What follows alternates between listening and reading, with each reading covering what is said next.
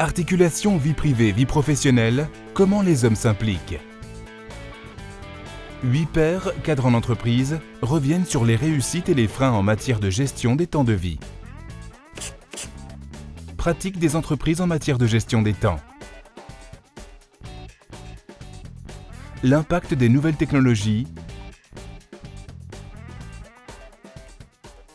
C'est un vrai gain de pouvoir relever ses mails à peu près à n'importe quel endroit, d'y répondre, de pouvoir travailler dans un document dans le train, ce genre de choses. Ça permet plus de flexibilité avec la famille. L'arrivée des smartphones a permis une grande souplesse dans l'organisation. Moi, souvent, donc le soir, en particulier les soirs où je dois aller rechercher mes enfants parce que Sophie a un conseil de classe, je vais les rechercher, je m'occupe d'eux. Et puis le soir, je vais reprendre, une fois qu'ils sont couchés, les mails que je n'ai pas eu le temps de regarder pendant la journée. Et donc, ça m'apporte beaucoup de sérénité parce que du coup, j'ai beaucoup moins de soucis pour partir à 18h. Donc je suis directeur des ventes, donc je reçois mes relevés de performance de vente hebdomadaires tous les samedis matins à 10h30 par mail.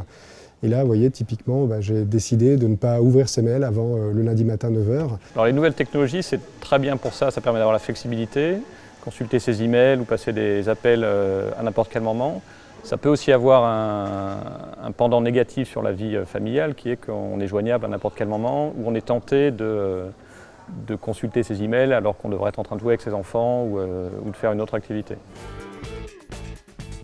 Le télétravail.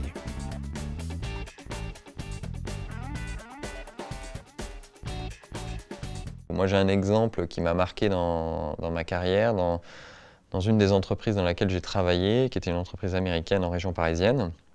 On avait la possibilité de faire du télétravail. À partir du moment où on venait de toute façon au bureau sur la plage 11h du matin, 15h.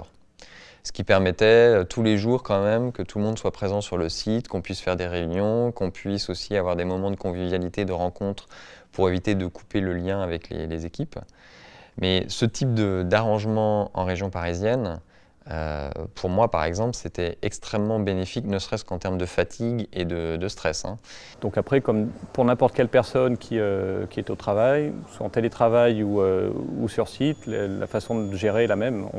On valide les étapes intermédiaires, on donne du feedback, du conseil, et ça se passe exactement de la même façon. Que la personne soit au travail, dans le bureau ou chez elle en télétravail, je pense qu'il faut en faire abstraction et se concentrer sur la qualité du travail et le respect des délais. L'accès à distance pour les responsables, oui, il est très bien perçu, puisque justement, il leur offre une certaine souplesse dans l'organisation de leur temps de travail.